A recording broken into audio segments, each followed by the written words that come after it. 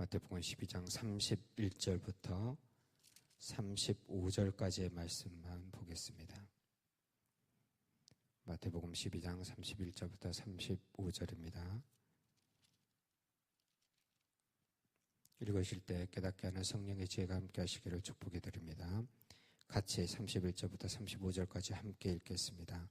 그러므로 내가 너희에게 이르노니 사람에 대하여 모든 죄와 모독은 사하심을 얻되 성령을 모독하는 것은 사하심을 얻지 못하겠고 또 누구든지 말로 인자를 거역하면 사하심을 얻되 누구든지 말로 성령을 거역하면 이 세상과 오는 세상에서도 사함을 얻지 못하리라.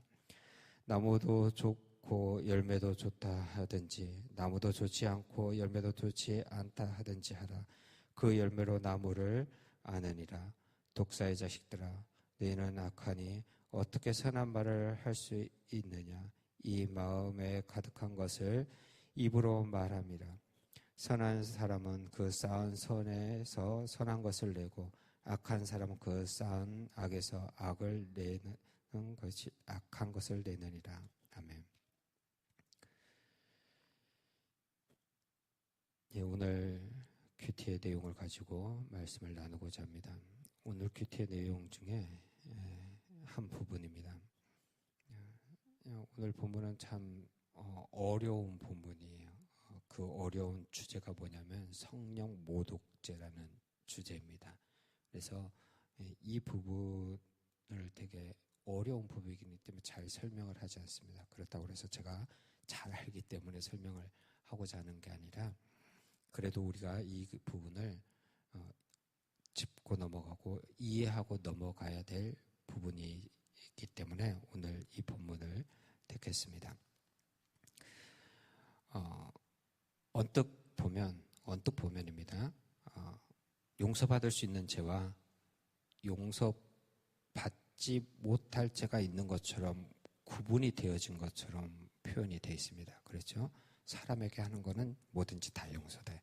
그리고 성령을 모독하는 것은 용서가 안 돼라고 우리가 이해할 수 있는 외형적인 문자로는 그렇게 이해할 수 있지만 우리 예수님의 십자가의 사건은 어떤 죄든지 용서함을 받을 수 있는 사건입니다.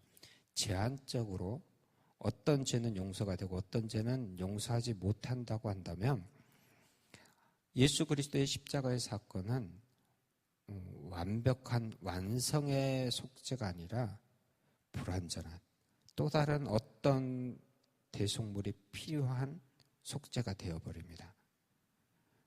다시 말해서 예수님은 완벽하게 죽으셨고 그 완벽한 죽음 때문에 그 예수 그리스도를 의지하는 모든 사람의 죄는 다 완벽하게 사함을 받을 수 있습니다.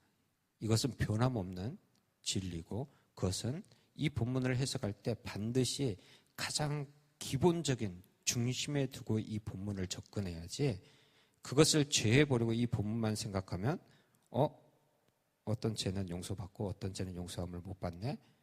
이렇게 받아들일 수 있다라는 것입니다. 다시 한번 말씀드리겠습니다. 중요한 거기 때문에 우리 주님이신 예수 그리스도의 십자가의 사건은 모든 죄를 용서하는 사건이라는 것입니다.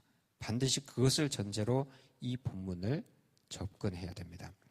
오늘 본문 초반 부분에 이렇게 기록되어 있습니다. 그러므로라고 시작되어 있습니다. 31절에 보면 이 그러므로라는 것은 그 전에 어떤 사건이 있었고 그 사건과 연결되어져 있었다라는 것입니다.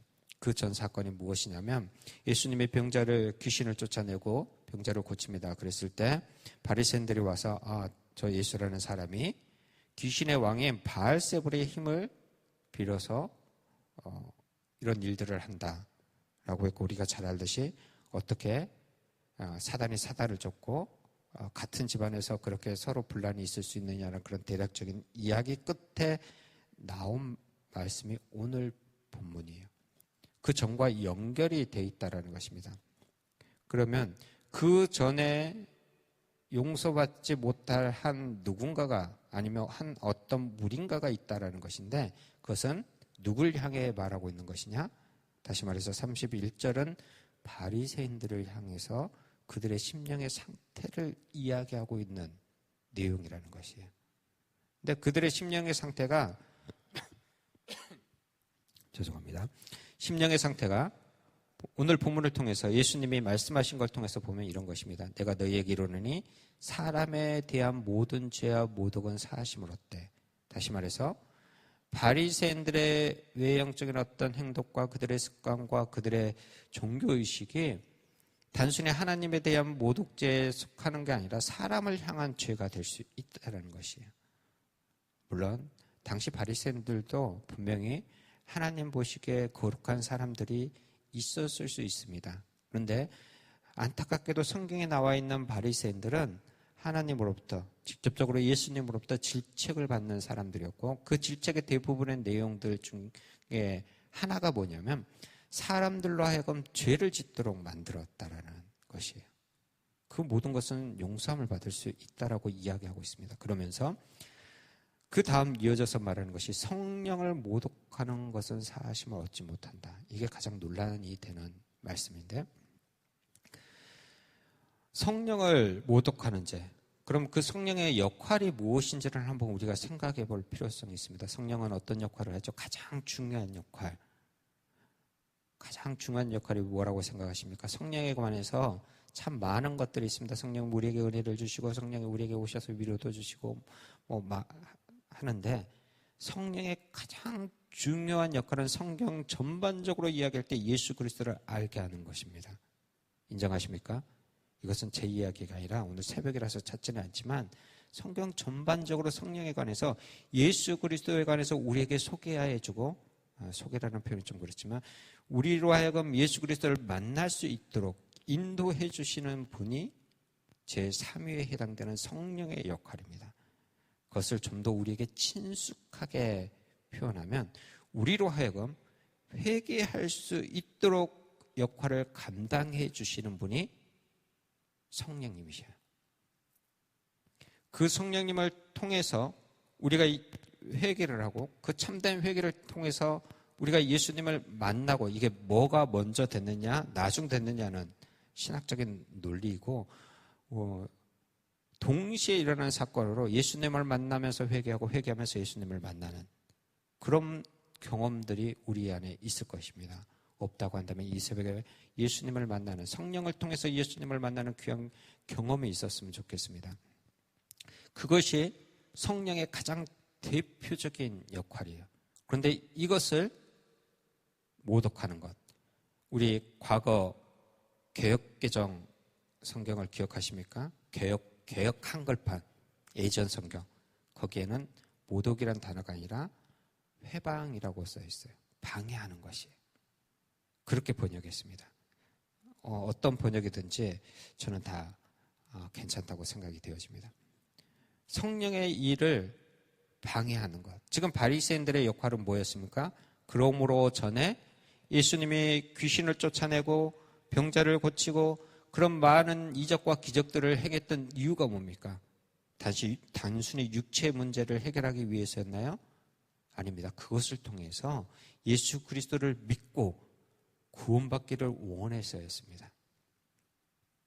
그런데 바리새인들이 와서 그것을 방해하고 있는 것이에요. 그래서 그 죄는 용서함을 받지 못한다라는 표현을 씀으로써 이 바리새인들의 죄가 얼마나 무거운지를 이야기하고 있습니다. 그런데 이와 비슷한 한 인물이 성경에 있습니다. 아주 잘 표현된 인물이라고 저는 생각이 되어집니다. 그 인물이 누구냐면 출애굽 당시 바로의 모습입니다. 우리는 10가지 재앙이라는 표현으로 출애굽 과정 속에서의 재앙을 표현합니다. 그런데 사실상은 11가지, 바로를 처음 만났을 때 기적부터 시작해서 11가지의 기적입니다. 그런데 그것이 10번째건 11번째건 계속적으로 하나님께서는 모세를 통해서 이스라엘 백성뿐만 아니라 바로를 향하여서도 기회를 주셨어요. 그 증거가 뭐냐면 출애굽할 때 이스라엘 사람들만 출애굽하지 않았습니다. 옛날 성경의 표현대로 표현하면 허다한 준족들이 라는 표현이 있습니다. 다시 말해서 이스라엘 백성들만 출애굽을 한 것이 아니라 수많은 다른 사람들도, 다른 부족들, 다른 나라 사람들도 함께 출애굽을 했습니다. 그러면 하나님이, 그렇게 하시는 하나님께서의 하나님의 본심은 그래 너 바로 한번 죽어봐 입니까? 하나님의 본심은 그렇지 않습니다. 하나님의 본심은 바로마저도 간절히 회개하기를 원하셨기 때문에 무려 10번의 그 놀라운 기회를 주셨어요. 그런데 거기에 보면 어떻게 합니까? 바로가 성경 단어 그대로 표현하면 마음을 완악게 해요 라고 합니다. 그 히브리 단어를 굳이 우리나라로 단어로 표현하면 자기 의지를 가지고 강력히 거부하는 것을 말하고 있습니다. 기회를 줬습니다. 거부합니다. 기회를 주고 거부하고 해서 마지막 심판의 때는 정해져 있습니다. 그렇죠? 심판의 때는 우리는 모르지만 하나님의 시간 계획 속에는 심판의 때는 이미 정해져 있고 그때는 변경도 할 수 없고 바꿀 수도 없고 땡길 수도 없고 밀 수도 없습니다. 그런데 그 심판의 때까지 기회를 줬음에도 불구하고 바로는 끝까지 거부를 한 것이에요. 다시 오늘 본문으로 와서 그 바로를 생각하면서 오늘 본문을 잘 생각해 보았으면 좋겠습니다. 사람에게 계속 죄를 반복합니다.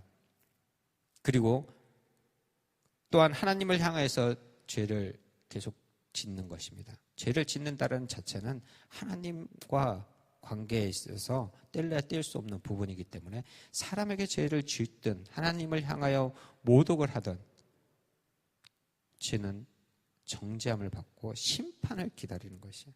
그런데 그 심판의 때까지 하나님이 계속 기회를 주는 것이에요. 그것을 거부할 때 멸망할 수밖에, 용서함을 받지 못할 수밖에 없습니다.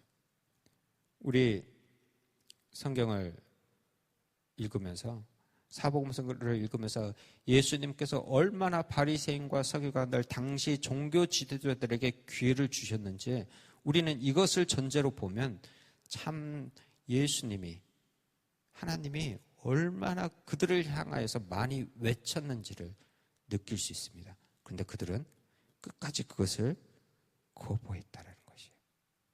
그렇기 때문에 우리가 이해할 수 있는 표현으로 그들이 하나님의 뜻을, 하나님의 그 메시지를 받아들이지 않고 거부함으로써 그들이 결국에는 하나님이 예정해 놓은 그 멸망의 시간, 심판의 시간에 멸망받고 심판받는다라는 것이에요.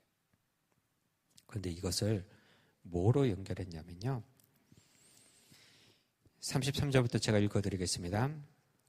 나무도 좋고 열매도 좋다 하든지 나무도 좋지 않고 열매도 좋지 않다 하든지 하라. 그 열매로 나무를 아느리라. 그 결과로 알 수 있음을 이야기하고 있습니다. 독사의 자식들아, 바리새인들에게 직접적으로 독사의 자식들아라고 경고하는 것입니다. 너희는 악하니 어떻게 선한 말을 할 수 있느냐? 이는 마음에 가득한 것이 입으로 말미암으니라. 선한 사람은 그 쌓은 선에서 선한 것을 내고 악한 사람은 그 쌓은 악에서 악한 것을 내느니라. 오늘 본문에서 처음 부분은 죄로 말미암아 사함을 받을 수 있느냐 없느냐를 이야기하면서 그것을 예수님께서는 무엇으로 표현하고 있냐면 말로 표현하고 있다는 것입니다. 자, 바리새인들이 예수님을 대적할 때 뭘로 대적했죠? 말로 대적했어요. 자신들의 똑똑함을 가지고 언어로서 대적했는데 이 말이 어떻게 흘러나왔냐면 그들 안에 가득한 악한 것들이 쌓이고 쌓여서 자연적으로 흘러나온 것으로 이야기하고 있습니다. 성경은 말에 관해서 엄청나게 중요하게 이야기하고 있습니다. 이 언어를 우리가 어떻게 받아들일 것인가, 우리가 하는 말을 어떻게 받아들일 것인가를 우리는 깊이 생각해 볼 필요성이 있습니다. 우리의 말이 긍정적인지 부정적인지에 따라서 내 안에 긍정적인 것이 가득한지 부정적인 것이 가득한지를 알 수 있다고 오늘 본문은 분명히 이야기하고 있습니다. 그런데 이 말이 왜 중요한지 창세기부터 우리 한번 생각해 보겠습니다. 하나님께서 우리 인간들을 만드셨습니다. 만드실 때 하나님의 형상대로 만들었습니다. 신학적으로는 외형적인 모습이 아니라 지정의를 따서 만들었다고 했습니다. 저는 그것을 하나님의 어떠한 능력을 어느 정도 우리 사람들에게 부여해 주신 것이라고 표현을 합니다. 하나님의 지정의를 다른 말로 다른 우리가 좀 더 익숙한 것들을 몇 가지를 이야기하면 하나님께서 우리에게 나눠주신 것들을 이야기를 하면 하나님은 완전한 사랑이십니다. 인정하십니까? 우리도 어느 정도 사랑을 가지고 있어요. 하나님은 완전한 공의이십니다. 그런데 우리는 어느 정도 공의를 가지고 있어요. 하나님은 완벽한 선이셔요. 그런데 우리는 완벽하지는 않지만 어느 정도 선을 가지고 있어요. 그렇죠? 이것이 신학적으로 어렵게 지정의를 우리가 지정의로 창조되었고 뭐 이렇게 설명하는데 하나님이 가지고 있는 어떤 속성 중에 일부분의 속성을 완벽하지는 않지만 조금은 가지고 있다라는 것입니다. 그것 중에 하나가 말의 능력입니다. 하나님의 말의 능력이 어떤 것입니까? 천지를 말씀하시면 생기는 것이에요. 근데 우리의 언어들은 긍정적인 말을 하면 긍정적이게 되고요. 그리고 부정적인 것을 하면 부정적이 되도록 이해되어 있습니다. 그래서 믿지 않는 저 세상 속에서도 마인드 컨트롤이라는 것을 통해서 나는 할 수 있어, 나는 할 수 있으면 하게 된다라고 가르치잖아요. 왜 그게 가능한가요? 믿는 사람만 가능한 것이 아니라 하나님께서 창조할 때 어느 정도 말의 영향력을 우리에게 주셨기 때문이에요. 그런데 인간이 타락했습니다. 노아 홍수 이후 사람들이 모이기 시작했고 바벨이라는 곳에서 탑을 쌓기 시작합니다. 거기에서 하나님께서 뭘 치십니까? 사람에게 능력 중에 하나인 언어를 치십니다. 그래서 언어가 혼잡게 돼요. 시간이 흘렀습니다. 시간이 흐르고 예수님이 이 땅에 오셨고 죽으시고 부활하시면서 뭘 보내주셨죠? 성령을 우리에게 보내주셨습니다. 그리고 그 성령의 임함을 대표적으로 나타내는 것이 우리가 말하는 오순절의 사건입니다.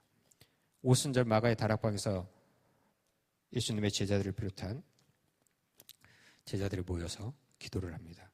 그랬을 때 어떤 역사가 있죠? 성령이 임하여 혈의 불 같은 것이 갈라지면서 각자에게 임하면서 뭐가 회복됐냐면 언어가 회복되었습니다. 창세기의 바벨탑 사건을 통해서 언어를 혼잡게 하셨던 하나님께서 성령이 오시자 가장 먼저 행하신 것이 무엇이었냐면 언어를 통일한 것이 있습니다. 말을 하면 서로 다른 사람이 알아듣는 지금과 다른 차원의 방언의 역사가 일어났어요. 그리고 언어가 회복되는 역사를 줬습니다. 왜 하나님께서 가장 먼저 다른 어떤 것들을 보여주실 수 있었음에도 불구하고 예수님이 부활 승천하신 후에 성령님이 이 땅에 오심의 대표적인 첫 사역을 언어를 회복하는 것을 하셨을까요? 그만큼 우리에게 주신 언어가 중요하다는 것입니다. 이 언어가 하나님이 기뻐하시는 것으로 사용하기 위해서는 우리 안에 하나님께서 매 순간마다 기회를 줄 때마다 우리 안에 있는 악들을 버릴 수 있어야 돼요.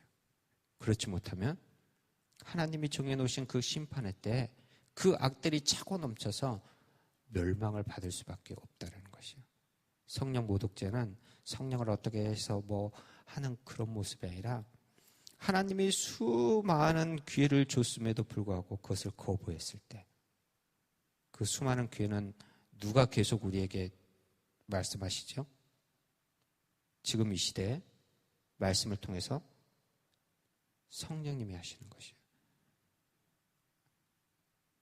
성령님이 계속 우리에게 말씀을 통해서 야 아무개야 너 그러면 안 돼 라고 쌓이는데 그것을 계속 무시하면 대단히 죄송하지만 출애굽 당시 바로처럼 하나님의 심판의 때 우리가 심판의 대상이 될 수도 있다라는 것입니다. 아주 두려운 말씀이에요.